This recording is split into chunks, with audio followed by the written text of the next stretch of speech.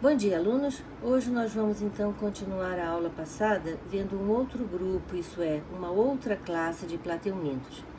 Já vimos a classe turbelária, que é a classe das planárias, a classe trematoda, que é a classe dos esquistossomas, e agora vamos ver a classe das tênias, a classe cestoda. A classe cestoda reúne vermes endoparasitas conhecidos popularmente como tênias ou solitárias. O termo tênia se refere à forma do corpo desse animal que lembra uma fita. O termo solitária se deve ao fato que, em geral, um único parasita se instala no hospedeiro, pois a tênia já instalada libera substâncias que impedem outra tênia de se instalar. Isso evita a superpopulação de vermes, o que poderia levar o hospedeiro à morte e, consequentemente, perda da hospedagem e da alimentação que o parasita está tendo. Costuma-se dizer que o bom parasita, isso é, o parasita bem adaptado ao seu hospedeiro, suga o que precisa sem matar o hospedeiro.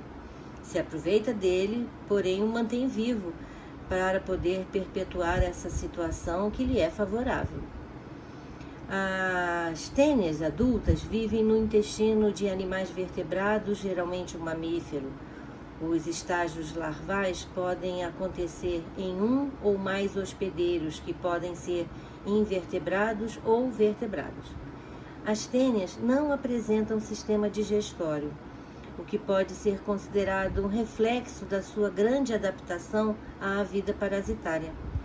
Elas simplesmente absorvem os nutrientes diretamente da cavidade intestinal do hospedeiro, aonde elas estão mergulhadas. E como é o corpo da tênia? Bem, a extremidade anterior do corpo do verme é afilada, terminando em uma estrutura chamada escólex, que é um pouco maior do que a cabeça de um alfinete.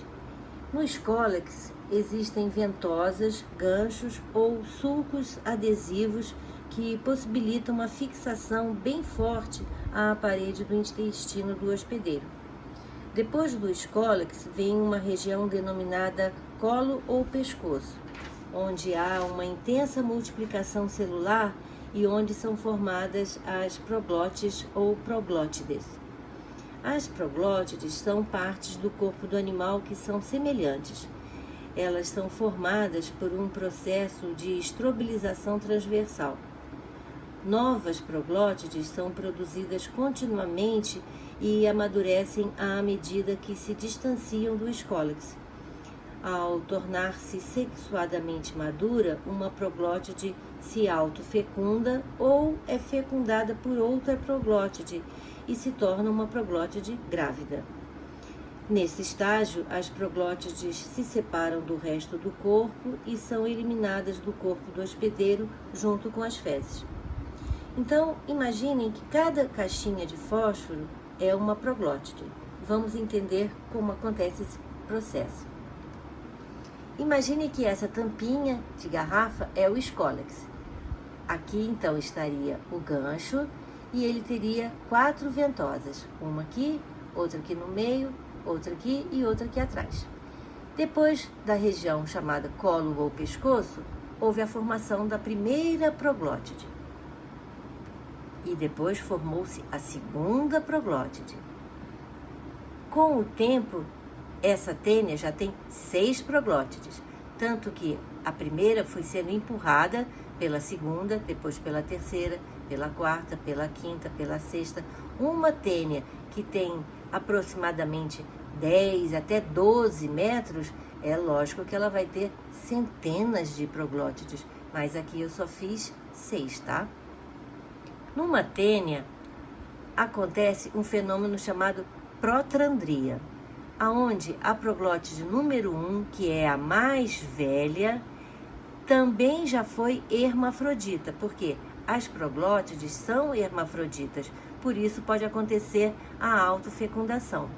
Mas uma proglótide mais velha vai fazer o papel de fêmea e vai se encostar numa proglótide mais jovem, que vai fazer o papel de macho, porque primeiro se forma o aparelho reprodutor masculino. Então a proglótide número 3, vamos dizer, ela já tem um aparelho reprodutor masculino maduro, porém ainda não tem um aparelho reprodutor feminino maduro. A proglótide número 1, que é mais velha, ela já teve o aparelho reprodutor masculino maduro, mas ele degenerou e agora ela tem o papel de fêmea. Ela só tem o aparelho reprodutor feminino atuante.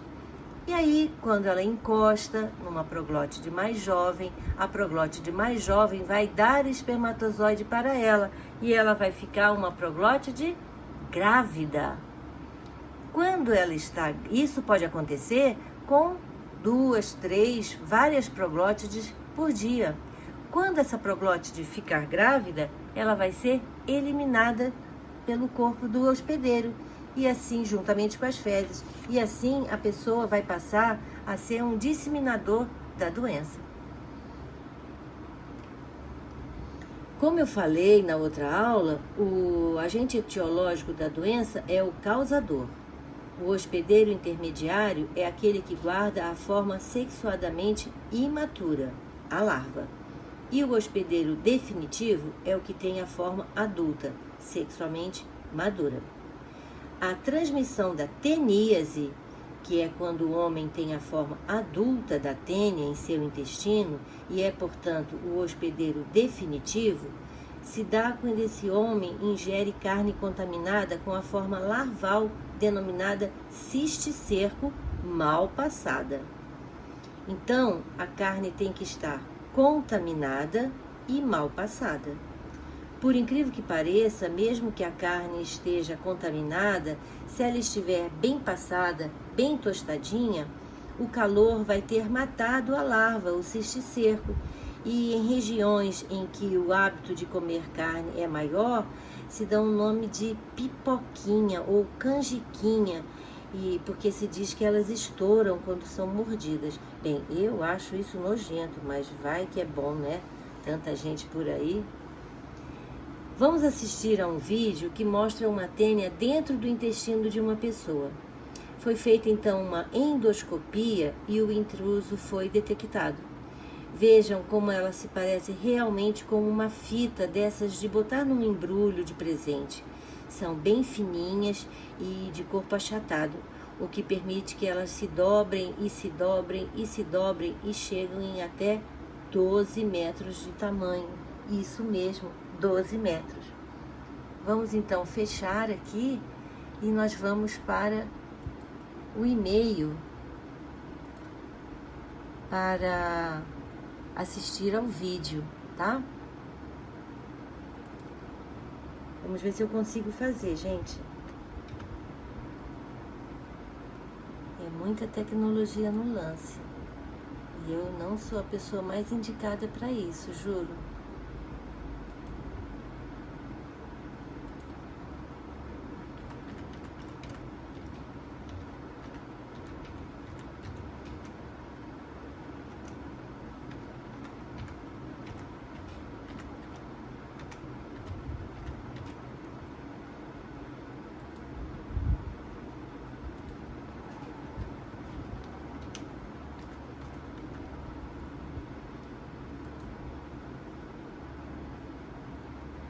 Então vamos lá achar aqui a aula Lateumintos da professora Lenice, para que a gente possa assistir então ao vídeo. Se você não tem um estômago muito bom para assistir esses vídeos, não precisa assistir, tá? Eu acho que seria uma pena se você não assistisse, mas tem gente que não gosta, né? Então vamos lá. Esse slide eu já passei. Vamos lá assistir ao vídeo, que mostra então uma tênia dentro do intestino. Olha, veja como ela parece uma fita mesmo, e veja o tamanho. Então foi feita uma endoscopia e mostrou a tênia lá dentro. Incrível, né? Essa filmagem, gente, acho maravilhosa. Aí é o escólex, aonde ela está, ó, veja como ela está bem presinha. E aí o resto do corpo dela. Vai dizer que não é bárbaro esse vídeo. Deu pra ver bem olha, as proglótides. Ah, esse vídeo é maravilhoso, gente. Sou apaixonada por esse vídeo. Tá bom? Legal? Eu adorei.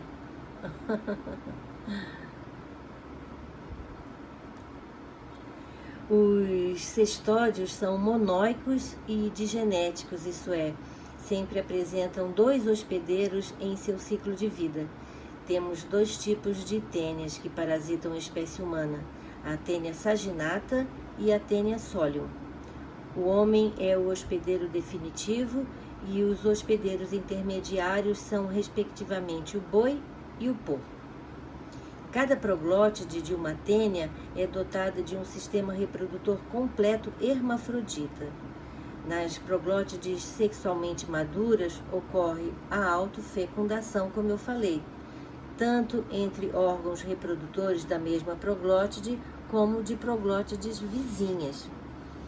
Após a fecundação, cada ovo, juntamente com células nutritivas produzidas na glândula vitelínica, adquire uma casca e passa para o útero. Os órgãos da proglótide degeneram e ela se torna uma bolsa repleta de ovos, centenas de ovos, passando a se denominada proglótide grávida. As proglótides grávidas, situadas na parte terminal do corpo da tênia, como eu falei, se destacam e são eliminadas nas fezes do hospedeiro. Cada ovo, nesse ponto do ciclo, já contém um pequeno embrião no seu interior.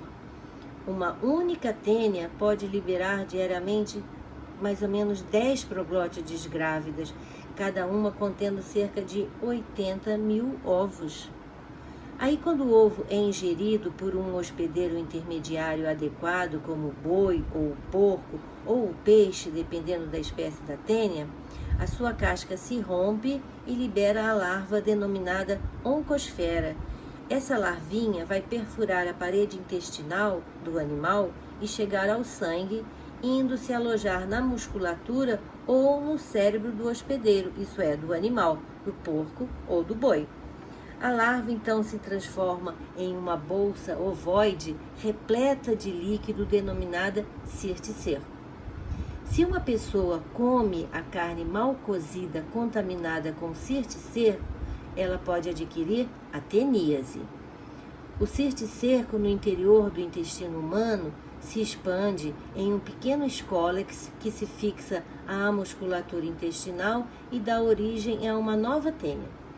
Em aproximadamente 3 meses, esse indivíduo vai estar eliminando ovos. A infestação por tênia provoca sintomas relativamente brandos no hospedeiro, como diarreia ou prisão de ventre, insônia e irritabilidade. A pessoa atacada pela verminose é geralmente magra, porque o parasita compete com ela pelo alimento ingerido, né? Além disso, frequentemente ocorre anemia, que é acompanhada de indisposição e cansaço provocados por substâncias tóxicas liberadas pelo verme, para evitar que outro verme, pode ser outra tênia ou qualquer outro verme, se instale naquele ambiente e vá competir com ela pelo alimento. É uma doença bem desagradável, porém tem tratamento e cura. Mas a pessoa tem que se cuidar para não se reinfectar novamente, né? Muito pior do que a teníase é uma outra doença que nós vamos ver agora, que é a cisticercose. Se uma pessoa ingerir ovos da tênia, ela vai servir como hospedeira intermediária do verme. As oncosferas libertam-se dos ovos e podem atingir a musculatura ou o cérebro da pessoa, transformando-se em cisticercos. Quando alojados na musculatura, os cisticercos geralmente causam poucos problemas. Entretanto, se eles se alojam no cérebro, os cisticercos podem provocar convulsões semelhantes à epilepsia. A doença, nesse caso, é a cisticercose humana, que em muitos casos pode levar à morte. É uma doença relativamente rara, com menos de 150 mil casos por ano no Brasil. A pessoa pode ingerir os ovos ao beber água contaminada por proglótides ou por ovos, né? Ou ingerir alimentos crus mal lavados, contaminados no ambiente ou até lavados com água contaminada. A incubação da cisticercose humana varia de 15 dias a alguns anos após a infecção. A América Latina tem sido apontada por vários autores como uma área de prevalência elevada na neurocisticercose, que está relatada em 18 países latino-americanos. A situação da cisticercose suína nas Américas não está bem documentada. O abate clandestino de suínos, sem inspeção e sem controle sanitário, é muito elevado na maioria dos países da América Latina e do Caribe, sendo a causa fundamental a falta de notificação. No Brasil, a cisticercose tem sido cada vez mais diagnosticada, principalmente na região sul e sudeste, tanto em serviços de neurologia e neurocirurgia, quanto em estudos anatomorfopatológicos. A baixa ocorrência de cisticercose em algumas áreas do Brasil, como por exemplo na região norte e na região nordeste, pode ser explicada pela falta de notificação ou porque o tratamento geralmente é realizado em grandes centros como São Paulo, Curitiba, Brasília e Rio de Janeiro, o que dificulta muito a identificação da procedência do local da infecção. O Ministério da Saúde registrou um total de 937 óbitos por cisticercose no período de 1980 a 1989. Até o momento, não existem dados disponíveis para que se possa definir a letalidade e o agravo da doença. A cisticercose ocular pode levar à cegueira. Vejam aqui algumas fotos de casos de cisticercose no olho, no coração e no cérebro. A cisticercose é uma doença de notificação de interesse estadual, devido ser devidamente notificada e investigada pelo profissional de saúde. Procure um médico se aparecer qualquer sintoma, como convulsões, dores de cabeça frequente e confusão mental. O tratamento da neurocisticercose deve ser realizado preferencialmente em ambiente hospitalar. Em alguns casos, é possível a cura por cirurgia, mas também pode acontecer do cisticerco estar numa área em que torna impossível a retirada ou quando o número de larvas é muito grande. Então, nesses casos aqui, no cérebro, por exemplo, a neurocisticercose, né? Aqui já é de impossível retirada. Essa pessoa certamente morava numa área endêmica e foi parasitado por várias larvas, nesse caso também. Vejam, essas bolinhas aqui, cada bolinha dessa é uma larvinha, tá? Assim como essa aqui. Vamos então assistir a um vídeo que mostra em detalhes uma cirurgia de retirada de um cisticerco do cérebro. Por favor, se você não tem estômago para assistir, não precisa. Realmente tem gente que não consegue assistir. Eu já tive o caso em que um aluno passou mal e acabou vomitando durante a exibição desse vídeo. Então, se você não gosta ou acha que vai se sentir mal, não assista, ok? Vai ser uma pena, mas você que sabe.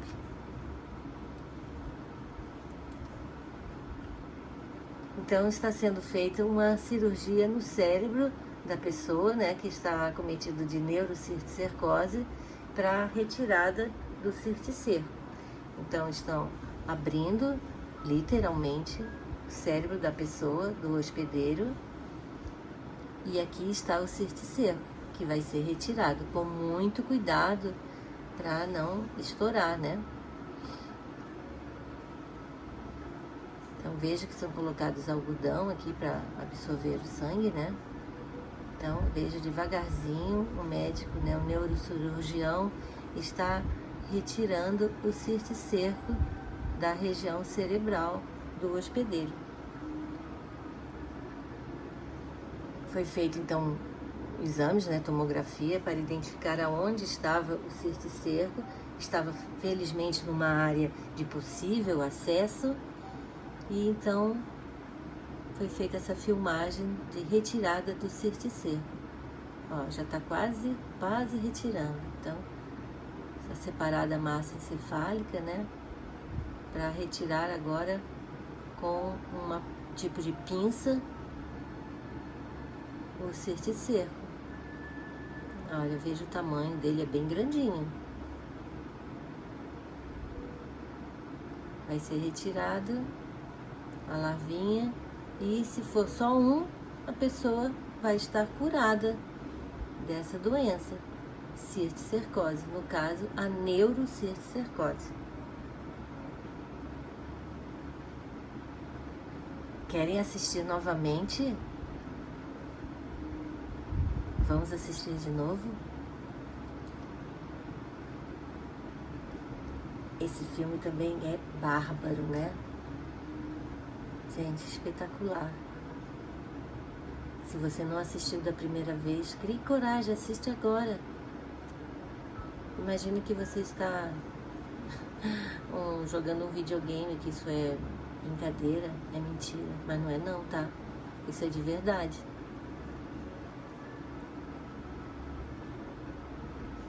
Então foi aberta uma área do cérebro, né, que foi identificada onde estava a larvinha, o cisticerco, e até que foi de fácil acesso, né?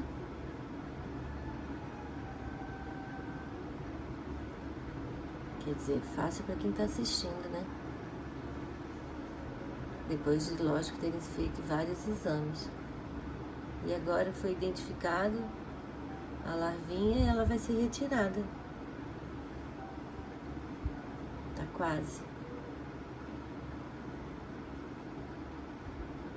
Agora com o uso de uma pinça, tipo de uma pinça, né?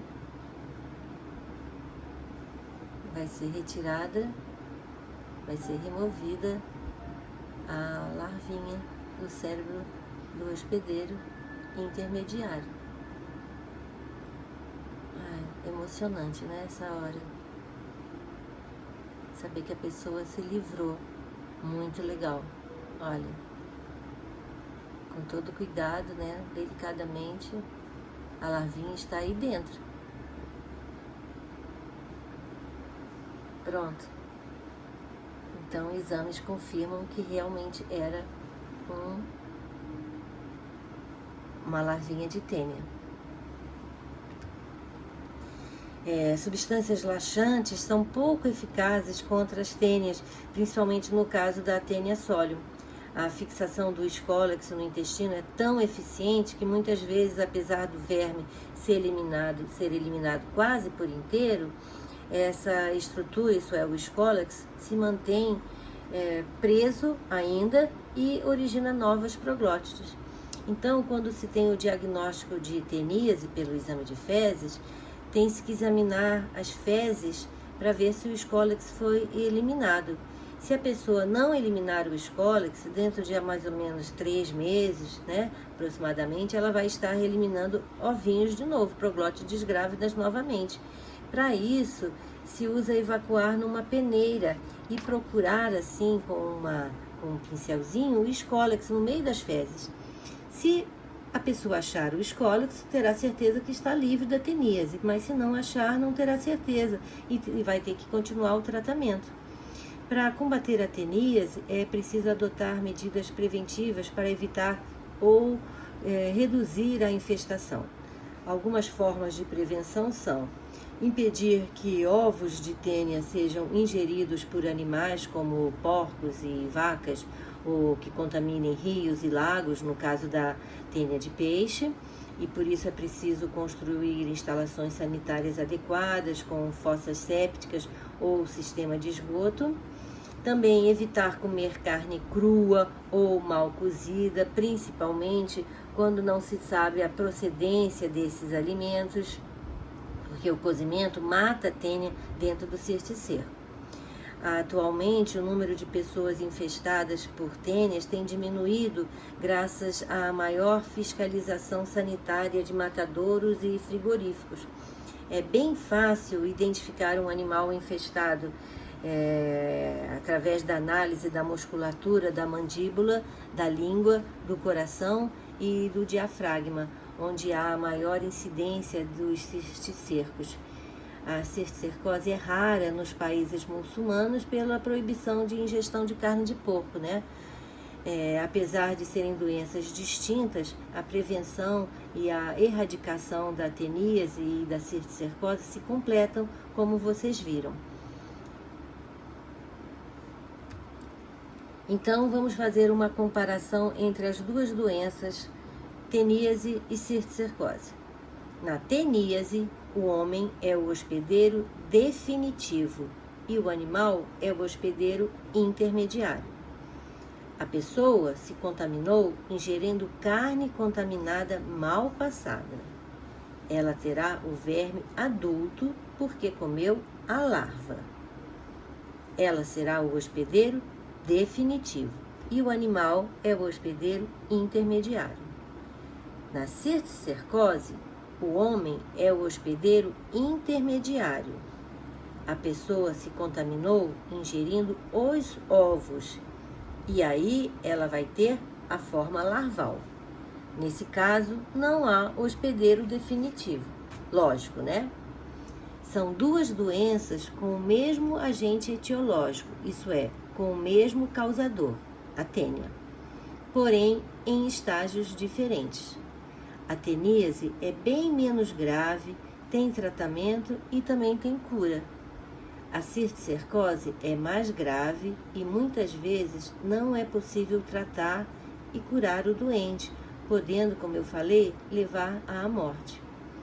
Parecem doenças bem longe da nossa realidade, né? Mas não é bem assim. Aqui mesmo em Brasília, eu conheci duas pessoas, uma senhora idosa com teníase e uma criança de uns 10 anos, mais ou menos, com cisticercose. A idosa se curou da teníase, mas infelizmente eu não sei dizer o destino da menina. Temos que ter em mente que a informação é a melhor arma que temos para nos defender e prevenir de doenças. Desconfiem de grandes promoções de açougues clandestinos, promoção de carne barata. Cuidado! Vocês não estarão ganhando uns trocados, vão estar perdendo. Estarão contribuindo para a disseminação de doenças, tá? Então, muito cuidado aonde vão comprar esta carne, principalmente se você prefere comer a carne mal passada. Bem, alunos, acabamos hoje o terceiro filo animal. Até a próxima aula.